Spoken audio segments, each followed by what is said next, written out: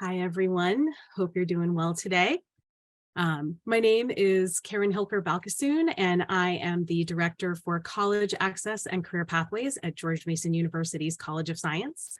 I'm also a proud daughter, a mother, a partner, a person with a disability, a Latina, a first-generation college graduate, a former community college counselor, and many other identities that play a critical role in how I approach my work and serve my students. This panel is the culmination of months of brainstorming and the insights of many people.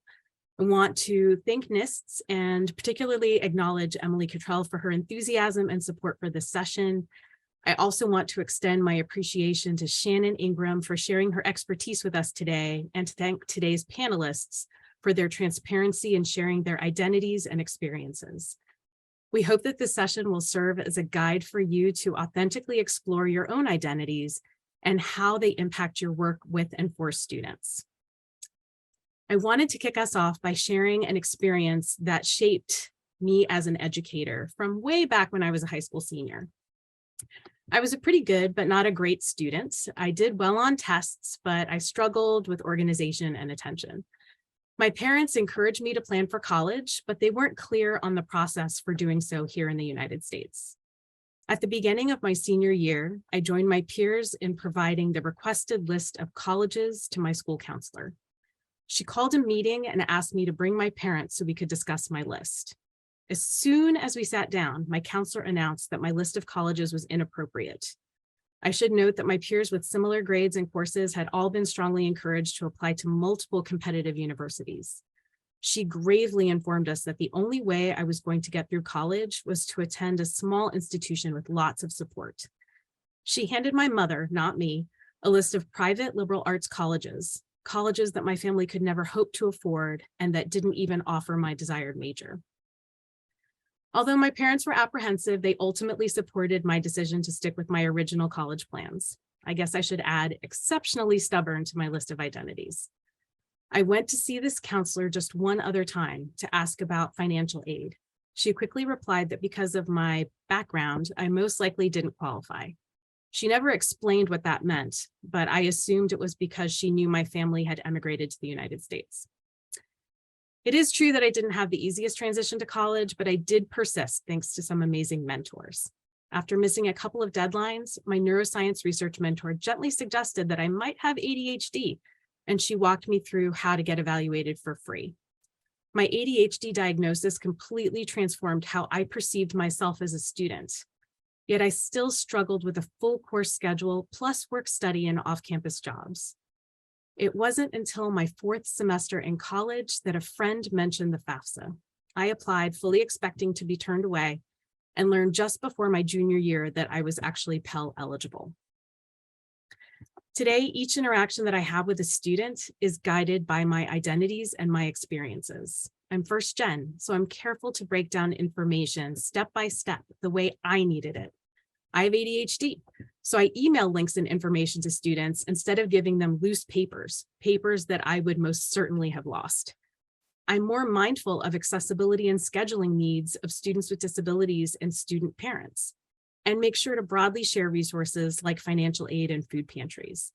And most importantly, I always try to validate my students' goals and dreams, not just because I encountered one educator who didn't validate mine, but because I know firsthand the transformative power of having mentors who believed in my capacity for success. So before we get started today, I'd like to briefly introduce our panel moderator, Shannon Ingram. Shannon is a national certified counselor and the founder of Tenacious Dialogues. She currently serves as the institutional strategist for diversity, equity, and inclusion, DEI, at the Maryland Institute College of Art. Shannon brings over 20 years of experience in higher education and social services, including 12 years of community college experience. Shannon is dedicated to embedding DEI into the foundation of organizations, as is pivotal in her work as a doctoral candidate at Shenandoah University. Shannon holds degrees from Penn State and Marymount University and is committed to improving the culture, advocating for equity, and empowering others while galvanizing dialogues that elicit transformative change. I'm also honored to briefly introduce our three panelists today. Jennifer Brown, who serves as the Vice Chancellor for Student Affairs at Windward Community College, Rommel Aguilar Cardenas, who serves as the Assistant Director of the First Gen Plus Center at George Mason University, and Yannick Ladson, who is the Director of Mental Health and Wellness Centers for both campuses of Mercer County Community College in West Windsor and Trenton, New Jersey. Thank you all for being here with us today. And Shannon, I will turn things over to you. Thank you, Kerin. Thank you for sharing your story. As Kerin mentioned, I'm Shannon Ingram, the Director for Diversity, Equity, and Inclusion at Maryland Institute College of Art in Baltimore, Maryland. And today's panel will share their own lived experiences and how their experiences inform their work. Our goal is for participants to explore their positionality and privilege as practitioners and to provide you with strategies and approaches to enhance your ability to build rapport and more effectively and equitably serve diverse students. Before I pass it over to our panelists, I just want to go over just a few terms that are pertinent to today's conversation, and as well share a little bit more about my experiences and my lived experiences that inform the work that I do with students and colleagues as well. I'm a first-generation student as well, born and raised in the city of Philadelphia, city of brotherly love. You know, I have to say go Birds, of course. And one of my experiences is very similar to what Kerin shared, where I attended an agricultural high school, the only one of its kind in the city of Philadelphia. I was a member of the FFA. If anyone's ever seen the movie Napoleon Dynamite, yes, I had a corduroy jacket. And I had a pig named Spam. So when I went to my high school counselor and I told her that I wanted to apply to Penn State University as well as Tuskegee A&M and the University of Delaware in Maryland Eastern Shore, I had a laundry list of schools and colleges that I wanted to attend. She told me that I was not going to college. So she did not make any recommendations for me to apply to any other schools, and she refused to write a letter of recommendation. I persisted and I was tenacious in my efforts, and I continued to apply for colleges and was accepted to every school that I applied to. And as you know how the story ends, I attended Penn State University. And when I went to go apply for coursework, I placed into developmental English.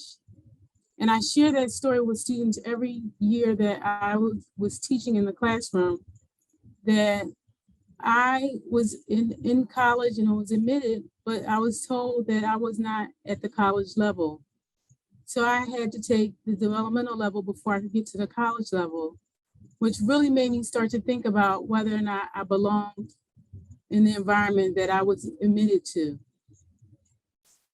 I later became a writing tutor. I was a writing tutor for the student athletes. And now I'm proud to report that I'm almost completing my dissertation towards my doctorate degree. So I'm here to tell you that our lived experiences not only inform our work, but inform the work of others and the ones that we touch and reach each day in our work. So if you look at this slide that's in front of you, these are terms that you all should be familiar with: diversity, belonging, passion. We have to share ideas, have a level of awareness. And we will hear from our panelists a little bit more about their identity and their connection and their pride for who they are and the work that they do. But what's more pertinent to today's discussion are a little bit deeper terms that I want to just briefly explore. Privilege, intersectionality, positionality, cultural identity. You know, where are we from is only one part of who we are today. But as I shared with you with regards to how I felt in my first year at Penn State, I was experiencing some imposter syndrome. So some of our panelists may share a little bit about that and that experience and how that lived experience and their educational journey has led them to where they are and how that informs their work with students today. In addition to these pertinent DEI terms, there are two terms that I really want to focus on, one being positionality.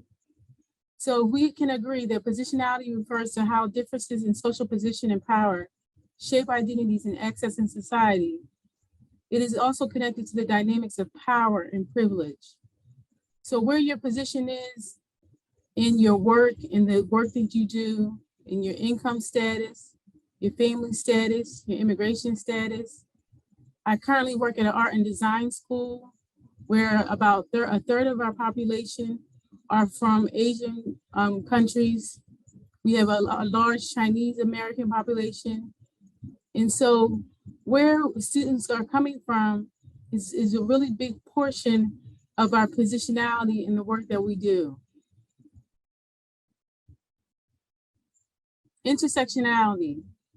So how does that connect to privilege and discrimination and power? Intersectionality is a lens through which you can see where power comes and collides, where it locks and intersects. It's the acknowledgement that everyone has their own unique experiences of discrimination and privilege. So if we look at the items that are listed to the right, these are all identities that we all possess, and at some point, they all will intersect. And how that influences our interaction with not only ourselves and others and our colleagues, it also impacts our interactions with our students and the students that we serve. I don't want to take up too much time because I really would like for you to hear from our panelists and hear their stories. So I'm going to pass it to Jennifer Brown, who will explore a few questions that the audience will have an opportunity to explore later at the end of the session. But the questions that the panel has been asked to talk about today is, who am I? What blind spots exist as you explore who you are and the work you do? How does your positionality create bias and prevent authentic relationships? How do your lived experiences enhance your ability to build rapport and serve students? How does serving students equitably look in your work? And what resources do you tap into? So I'm going to pass it to Jennifer Brown, who will take it from here. Good morning, everybody. I apologize for my voice. I have a little bit of a cold, but I'm so happy to be here on this panel today and share a little bit about my own journey and positionality. I'm going to start off professionally, who I am. As I was introduced, I'm currently the Vice Chancellor for students at Windward Community College. That's a pretty new role for me. I've been in that role about 1 year and 3 months.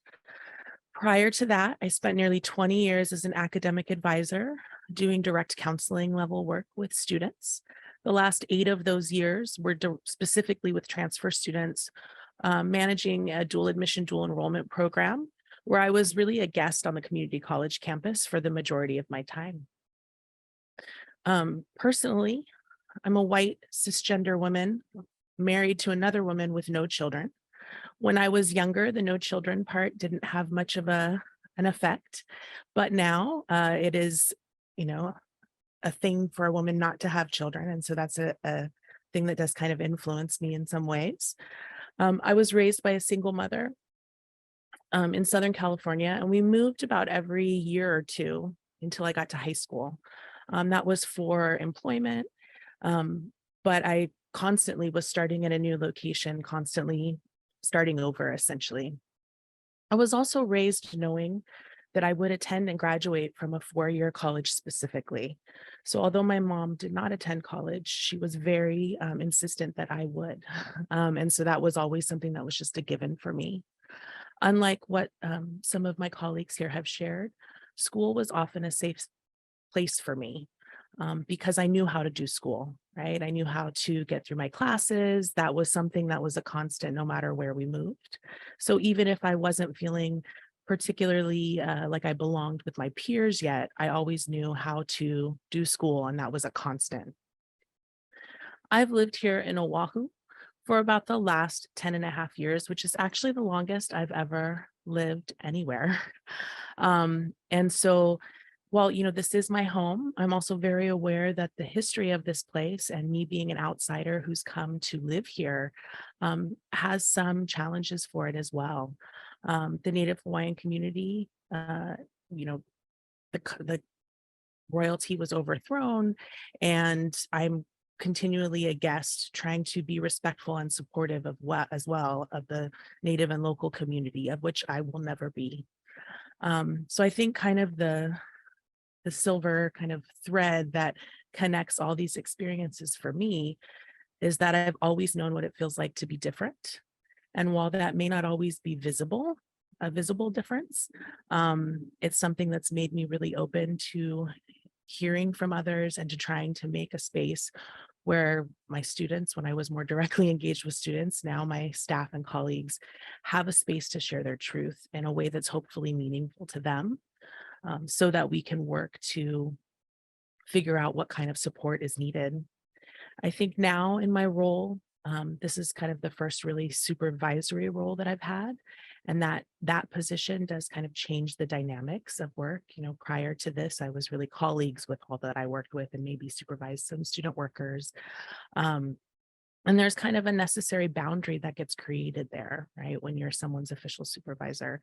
And so working through that and what that means, and developing, I think, authentic relationships there is really important to do the kind of work that we strive to do. Especially at my community college, which is located on the Windward side of Oahu. We serve, we're 42% Hawaiian or part Hawaiian students. And so it's really our mission to serve our local community, which is a little bit more rural than the other institutions on this island. And many of my colleagues actually attended the school that I work at, right? So they were students, then they were student workers, and now they've returned as full-time employees. And so those are all kind of things that are in my awareness as we work to try and address our student needs. You know, I mentioned that I did a lot of direct counseling work for the bulk of my career. So that was really the connection with students. Now I don't have quite as much connection with students because the role of administration is not as much direct work. I do get to engage with our students at events, which we're finally getting to have more of. And of course, with our student leaders and student workers, a bit more than the everyday interaction. But I really see my role as trying to figure out what are the barriers that we can remove to help our students be successful. Lately, we've been able to use some funding to make college more possible. And so we're really strategizing how we can provide more support financially, because we know that that's a big piece for our students. And I think my awareness that, college isn't always possible for everyone, even though it was always expected of me, really informs that work as well. So I think that is the bulk of my introduction, and I would like to pass it on.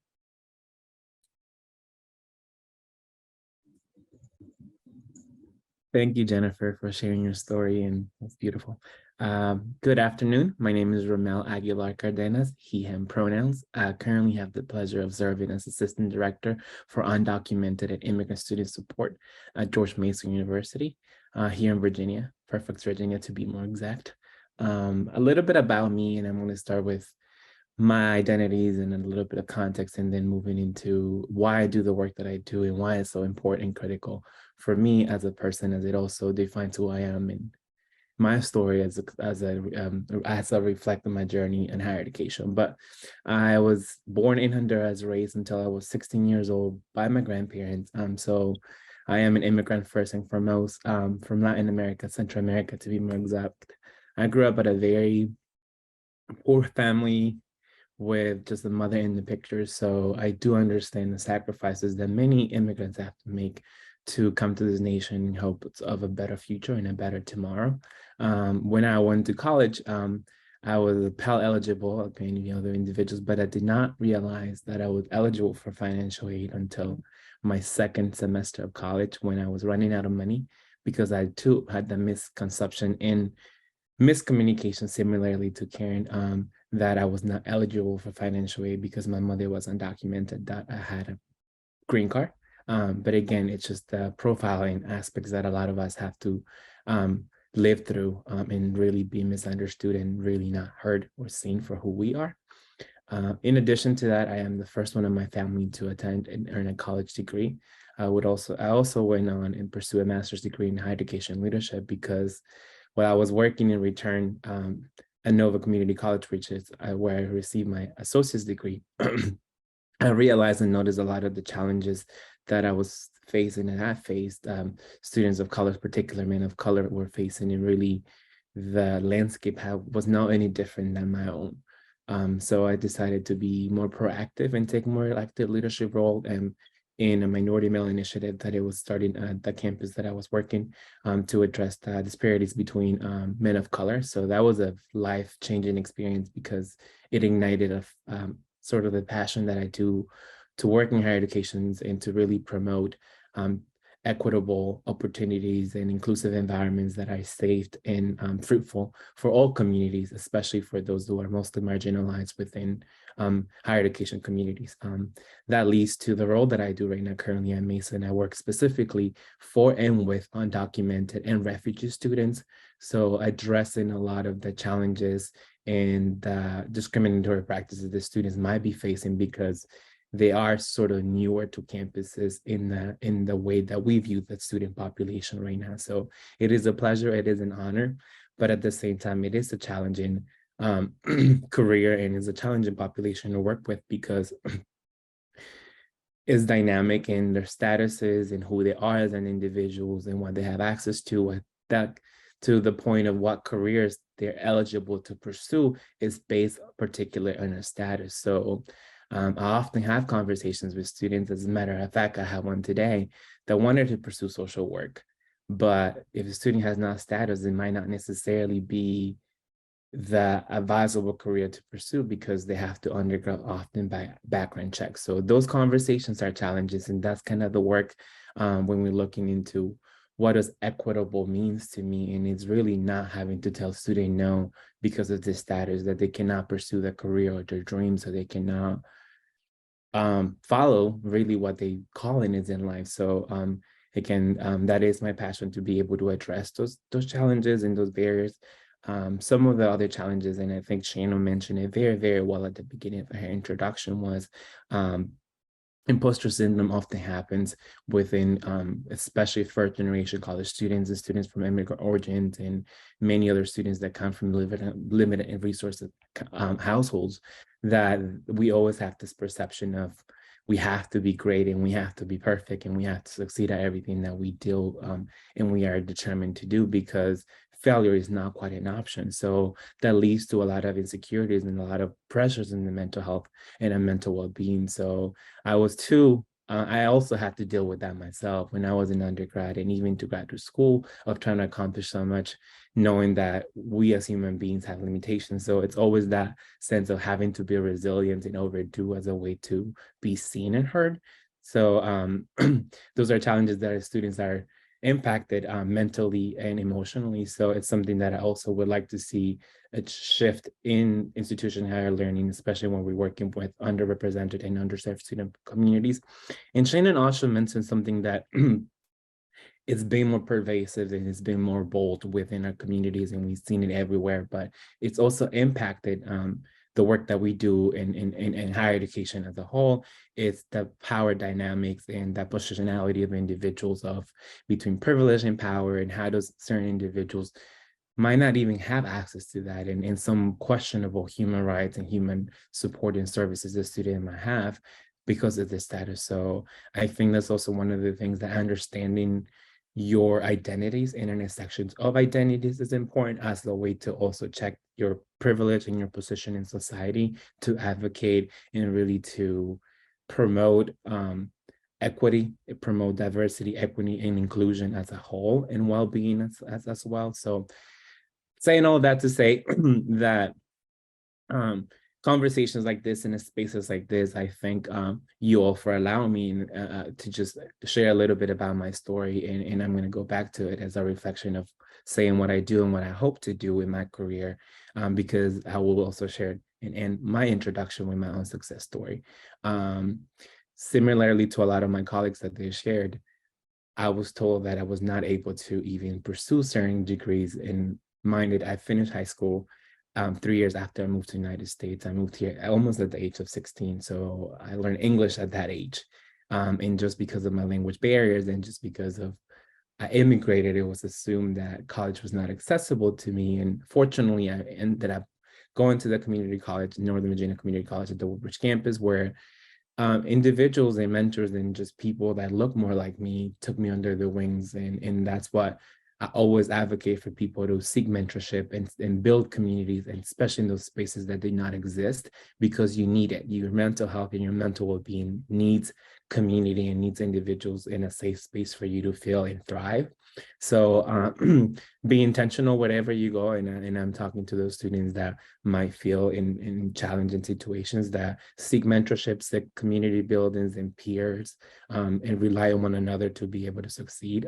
Because that's really what got me and pushed me through college, that I had a network of individuals who believed in me more than I did at certain points in my when I had those insecurities, and I thank them for that. So that's another practice that I like to do in my careers, in my profession. It's just community building and focusing the importance of being united and instead of divisive.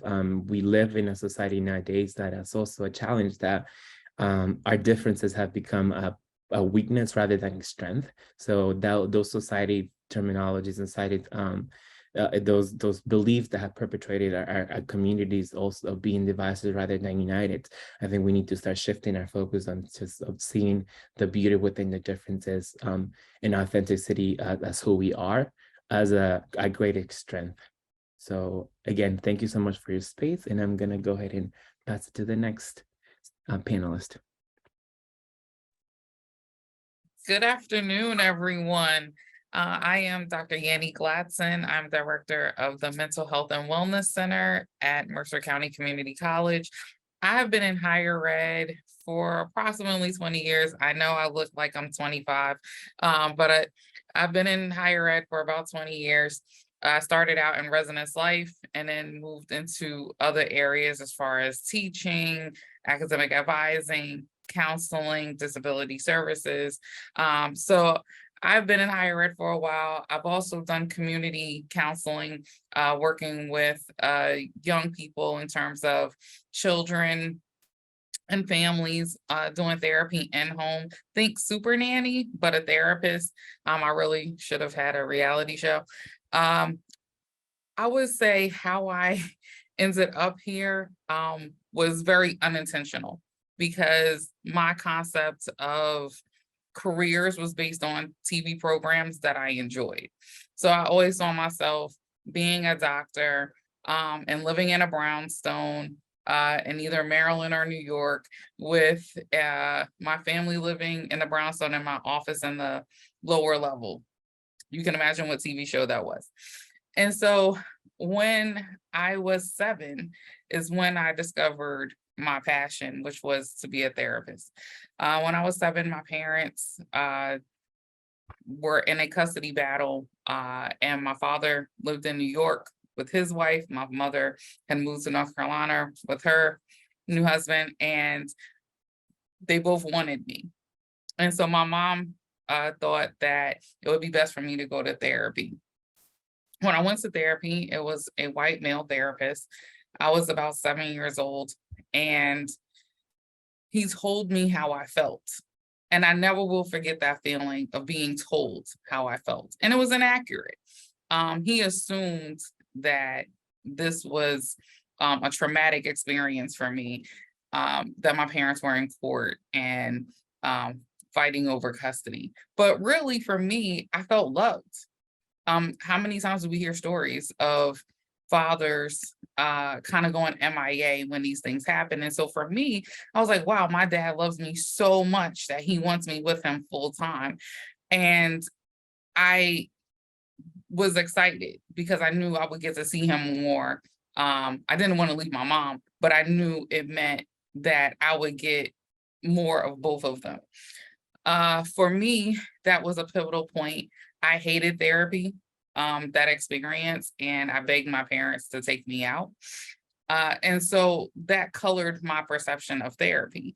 And there were times later in life where I attempted to go to therapy and I did not feel seen or heard or understood, because the person did not share cultural similarities. And so that informed my decision to go into this field. When I got to college, I discovered higher ed as a career. I never even thought of it. Of course, we go to school counselors when we're in school, but I never thought like this could be a career. This is something that I can do in this setting, because I always thought of what it looked like on television. And so I pursued it academically, but my career kind of took these waves that at the time I did not understand, but it all connected in the end. So my experiences in residence life prepared me for crisis management. My experiences in my internships with disability services prepared me for now being a director of a counseling center. My experiences in academic advising helped me learn the different elements that go into a student's experience, right? And navigational issues that students may face. So I learned a lot being able to basically cross-train in different areas of higher education.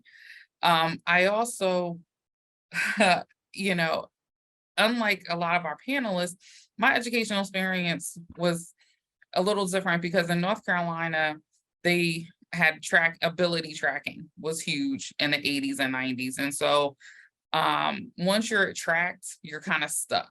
Once you get that label, you're stuck. And so I was labeled as academically gifted, which is a good thing. But I typically, because of that, was the only Black person in my class. And so a lot of things that I faced in school in terms of being lonely, isolated, always questioned. I was always questioned about why I was there. Why was I allowed in that space? And it was hard. And it was very lonely experience in middle school, especially being in the academically gifted program. I was always challenged. I had straight A's in elementary school. I changed schools. They challenged like, oh, that can't possibly be correct. And so my grades were always challenged. I was always, in terms of grading, there was always questions like, did you really write this? Who helped you? And so thank God for my mother, who was really my biggest advocate and would come up to school every day if she had to advocate for me. And that's what really helped me. Ironically, although I was told I had a high IQ, no one told me that I was also neurodivergent. So I learned very different than my peers. So sometimes it took me a little bit longer. So even though I excelled, I learned very different. I processed different. It wasn't until I was 40 that I was diagnosed with ADHD. Well, that's great that I know now, but it didn't help me in terms of, I had already finished my doctorate by that point. So a lot of things that I learned as far as coping strategies to help me get through school were things that I learned on my own, and that I've used and created study techniques for my students. So a lot of times people get diagnoses, they get IEPs, 529 plans, and that's great. Now I have a name to what it is I'm experiencing, but what do I do with that?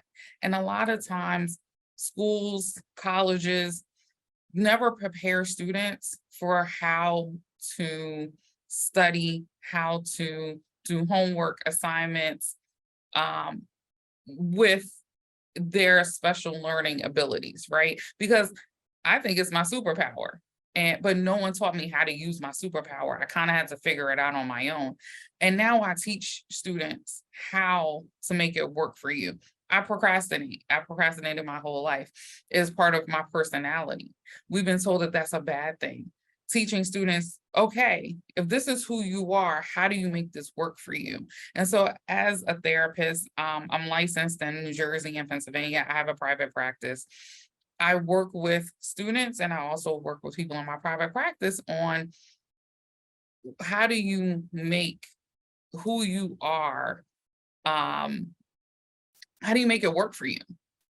I don't code switch. I don't teach people to code switch. I teach people to bring their authentic selves. Part of that is owning all of our identities, right? And it's part of that is also, how do we own it when it's most uncomfortable, right? When we're the only, or when it's not understood. And how do we fit into these environments, right? When you come to college and you have a test, you can't tell the professor, well, that's not the best test method for me, right? But you have to figure out how to take that test. And so that's what I work with students on, is how do we make it work for you? Where this is a positive experience, and where potentially this is something you could teach someone else, right? So I love what I do. I am passionate about what I do. My lived experience being a Northerner and a Southerner, I literally lived in a working class environment and upper middle class environment at the same time. I would fly to New York and my dad would pick me up in his luxury vehicle. He was a stockbroker, and take me to the operas and horseback riding. And then I would fly back to North Carolina, where I lived with my working class family, where I had free lunch. And that free lunch allowed me to get waivers for the SATs. And we had struggles, but I felt loved in both environments. And so it helps me relate to students on both spectrums of socioeconomic status, because I've lived it, ironically, simultaneously. So when we talk about what we bring to the work that we do, I bring my entire self. I don't believe in wearing a mask anymore. I wore a mask for many years of my career. I straightened my hair and wrinkled this big hair into a bun for interviews, so that I was considered professional. I wore what was told to me was professional, right? And not knowing that it was rooted in white supremacy, that it was rooted in norms that aren't, what the rest of the world deems as professional, right? So for me, it's about teaching people how to bring their authentic selves every day, all day. And the environment that I work in is predominantly BIPOC. We have in Trenton, New Jersey, is largely Black population, and then Latinx. And we have a large immigrant population as well, and international students. So how, as a American first generation college student, do you navigate this space? And so teaching students how to do that has been my greatest work in this environment, and I love it and enjoy it. And I hope I answered all of your questions. Thank you, Dr. Ladson. I appreciate hearing from all of you, Rommel, Jennifer, Yannick. This is a time now for us to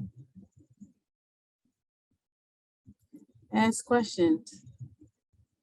And I'll start with the first question for our panelists.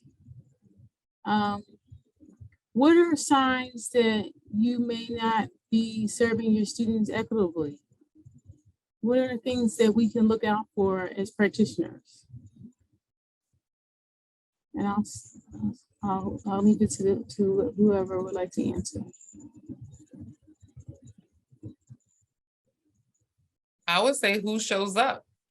Sometimes if students are not, if you notice that you have the same demographic showing up to your office and you're not meeting other demographics in your institution, that's a sign, right? Who comes to you? When you realize that you only have one segment coming to your office seeking help. Also, too, where are you promoting and advertising? I think a lot of times in higher ed, we just kind of sit in our bubble in our office and expect people to just come to us. And I think it's important for us to show up at campus events, show up at off-campus events, and making sure that we're promoting in that way, in non-traditional ways, not just a flyer or a social media post, but actually physically having a presence in and around our campus and off-campus communities. Thank you, Rommel. Just to piggyback to what Yannick was just sharing, exactly who shows up and who turns up in the weight of the energy that students bring to the table, or how that student-centeredness feels around the work that you do, when students just not just coming themselves, but referring to other students and other peers to you. That's when you can tell that when those referrals and when people are walking through that door, or when you're hearing you as a safe space of, I know you don't handle this, you don't do this, but I wanted to talk to you about this. When your students start noting your position within whatever system or institution you're part of, but they still come to you as a safe space because they have nowhere else to go to, I think that's when you tell when students are sort of equitable by yourself. And then the other part is like, how do you tell students to learn how to advocate? And a lot of the work that I've done in the past, and especially now working with undocumented refugee students, it's a lot of advocacy because of so many alliances, so many circles that are surrounded equity. But what does that look like for students? So I would say that in addition to them showing up and being present, Michelle Obama in her latest book called it "Turn Up." When students in her campus turn up for one another and we're there, building that community that I mentioned earlier. And when you become that hub and not your space and your surrounding, you feel that presence of students being in safe space. I think that's where it's more of a feeling than a telling, but yes. Thank you. Appreciate it. Shannon, did you want to respond?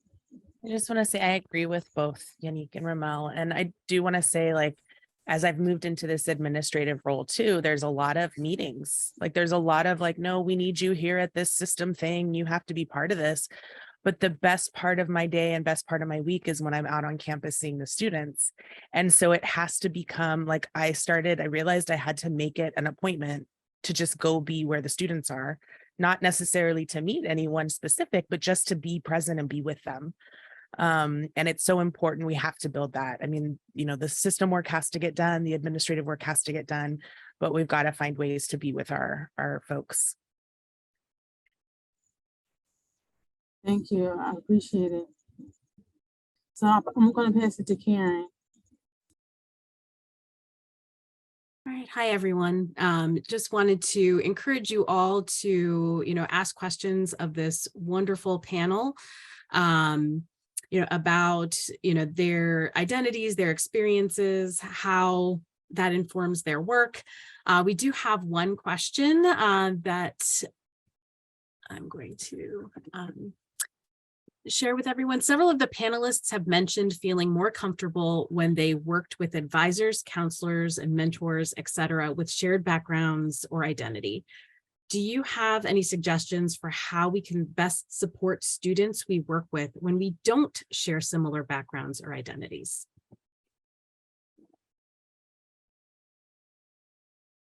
I'll answer that question and I'll share a little bit of how we do that, or at least how Mason does it within the scope of the work that I do. We do have undocumented trainings and a lot of opportunities for faculty and staff. An allyship, it's important. And I think the undocumented training, it refers to how to be an ally, because it not only it goes with that community building. If students see you there at those events, they know that they can trust you. So it's also showing up and being present where the students are located, and not always having to share background. It just becomes easier. But attending training, seeking professional development, cultural competency is important. You don't have to be part of a culture to really have a comprehensive understanding of how sensitive certain conversations can be. And that goes, then we talked about intersection of identities. What is a BIPOC? Or what does it mean to be a cis men or cis trans? It's just, and when you learn those terminologies and when you individuals feel seen, pronouns are a big part of what Mason community does. And when you start stating pronouns, those individuals who are LGBTQ from the LGBTQI community will be open. So I think it's not just sharing the same background, but at least showing an interest of being educated and really understand what culture competency means and how to be an ally and supporter and advocate. It goes a long way because students, it allows you to build rapport and create safe spaces for all communities at that point. Thank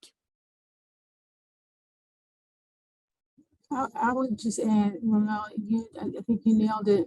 I would also add to a step beyond cultural competency is cultural humility. Once you've explored your identity and you understand your positionality, and you have the humility to understand your positionality and the level of privilege and power you possess, I think it opens up a door and a window of opportunity to build rapport.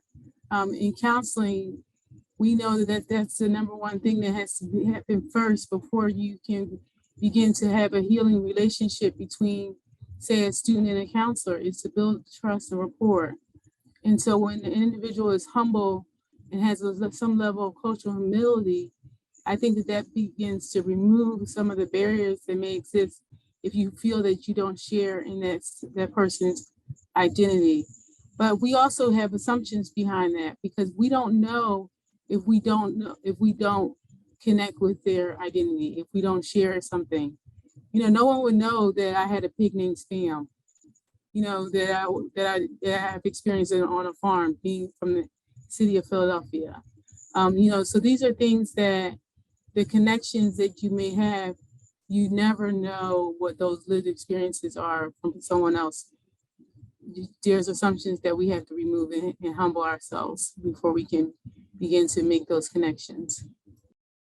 And if I may add, I also shared during my introduction the importance of highlighting a uniqueness as like strength. And sometimes we tend to like, what do we have in common as a way of, that is how the only way that I can help somebody, not necessarily. The fact that you want to help and you want to see them successful, it should be enough. How do you go about that? That's up to all of us to determine. But I think it's also just acknowledging that being different, it's such a beauty rather than something to look down upon. So I know not everyone is an advisor in this room, but I want to just highlight what you just said. If you look at appreciative advising or appreciative inquiry and really focusing on strengths and seeing things as strengths rather than as deficiencies, that can really make open spaces up for opportunity. And I think, our keynote speaker said yesterday too, like really listen for people's stories and make space for them to tell their stories without the assumptions, without assuming they're a certain thing or type or whatever.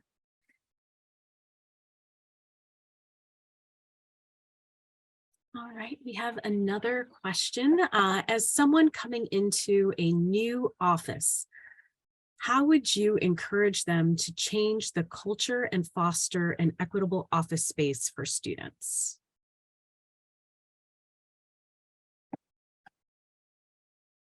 So I will say carefully.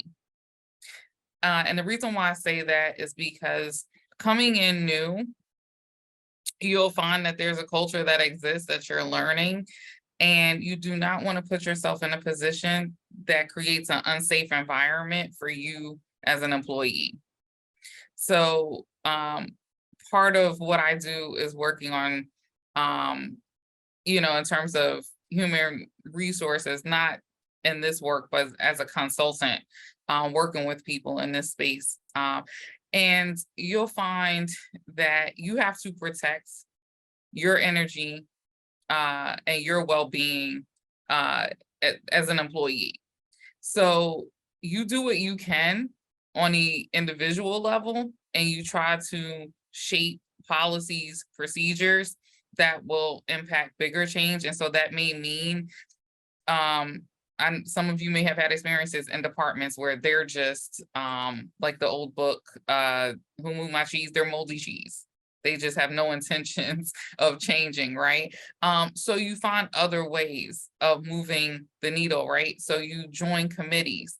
If you have a college senate or college governance, you join that. You join the union e-board, right? Some of you are in union shops. I've been in the union for many years now. And so you join a union and have a voice there because they have power and influence. Some committees have power and influence. And so you may have to work through those channels to create systemic change, but definitely tread lightly when it comes to that. You just do it strategically. And you said it beautiful. Sustainable change take time, and it's just, if you build, it's building blocks. But first and foremost, and this, I worked at Northern Virginia Community College for about 8.5 years before I switched to Mason at the end of July. So I do understand what you're saying about switching into a new culture, but often I advocate for you to, as an individual, to take time to assess rather than just go ahead and start making changes, because when you just trying to change right away and you're not cautious of how to move, what to move, and who to trust and who to lean back and who to have honest conversation with, you missed a lot. And sometimes, and I've seen it, that the most important element that you miss is actually students at times when you have these conversations, and we often think that we know what they need, but if you don't assess, then you don't take the time to build the relationships and really foster that community to galvanize and really unite and support, then it'll be difficult to make change. And sometimes it just really, I think, patience and being strategic and cautious on how you position yourself and who do you invite to your table and who do you want that to be your champions and your supporters.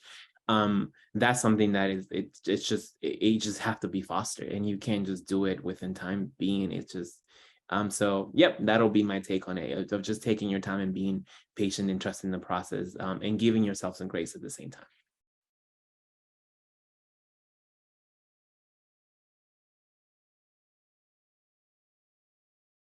Great. So we've had a few questions come in the chat, and I'm going to combine them because they're very similar in tone. So these are from individuals who are working in states where diversity, equity, and inclusion initiatives are under fire, that they are attempting to eliminate or make people believe that diversity, equity, and inclusion is somehow inherently racist, is one of the questions says. So I'm going to ask Shannon to also jump in and give her thoughts on this one.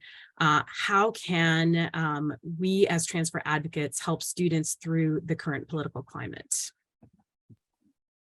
Yes, thank you, Kerin. And I just want to acknowledge, for the individuals who asked the question, that you're not alone, because it actually came from 2 different states. So Oklahoma and Florida are 2 states that are represented in this question. And so one of the things that first comes to mind is, I always say that DEI should not be a salad topping. It should be baked into the culture of your system and your structure. If it's baked in, then it's a part of your system, right? It can't be just removed and just thrown out like craisins, or croutons or cheese. So the way that I see that we're seeing this trend of DEI being demonized and seen as being a racist thought or practice. And so my argument is, why don't we relabel it? We change the label of products all the time. And so if we relabel it and start to bake it into the system, then it becomes something that is really impossible to eliminate. It's impossible to remove. If we begin to integrate it into our practices, into our policies, and how we show up and how we do our work, and into our culture, then it becomes something that is not something that can just be removed and easily eliminated. And I think that what our panelists have shared is how our strategies in which we can help our students to adjust to that. If our students are seeing this as something, as an additive, then they will struggle with this idea that it's being removed. They'll feel removed. And so this is something that I think that's it's about how we approach it and how we package the whole idea of DEI as a whole. I know that we do have a few more questions, and I'll defer to Kerin to ask those questions if we have time. Okay, I think we're going to take 2 questions in the queue and again try to combine them. So, asking,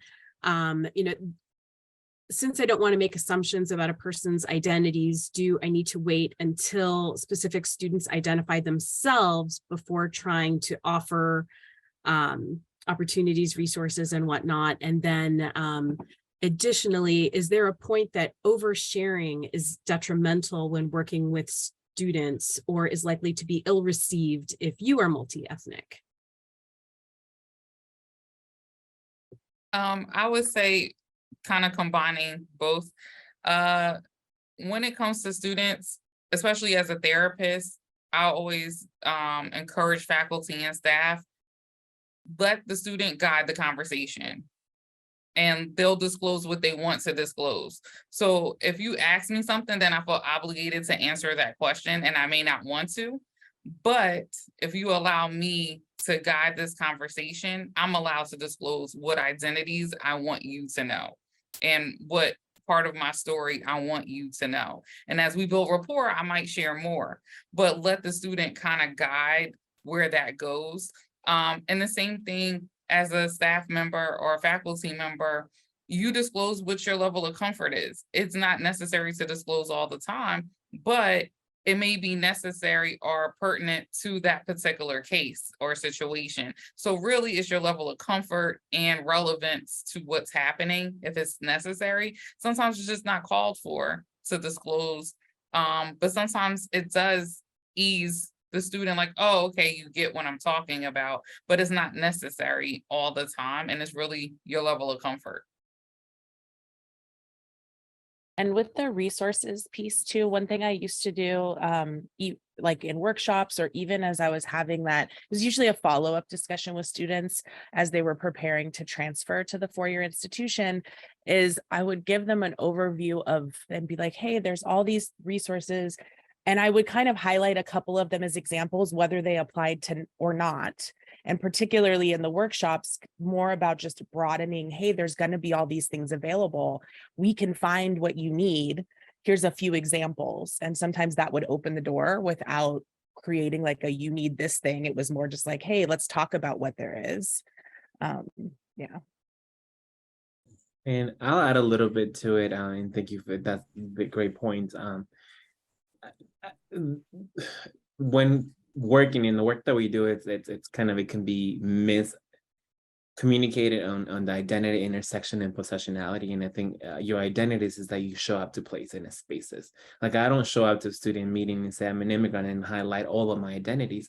I'm just me, loud and proud, right? So I'm a first gen in spaces. You can tell in my office all about myself because that's just who I am. So I think how you authentically show up to your workspaces every day consistently, that's who they'll see.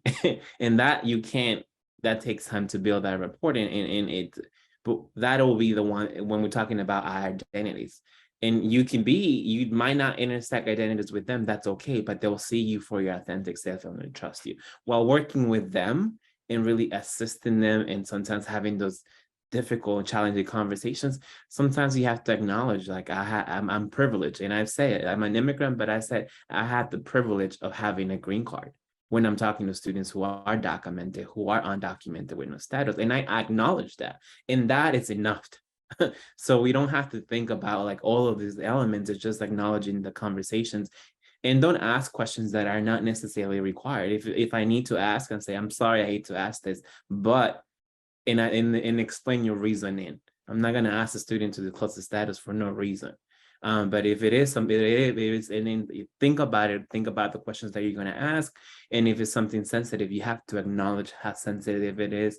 And you have to reassure the student that they're safe, they're in a safe space, and how that's being protected, because they're not looking to just always be identifying and relatable to you. They're just looking for somebody who they can trust. So I would say that yes, that you when we're talking about identities, just it's how you show up to students and how you show up in the places and the spaces that you belong. While assisting the students, it's all about acknowledging and seeing them for who they are.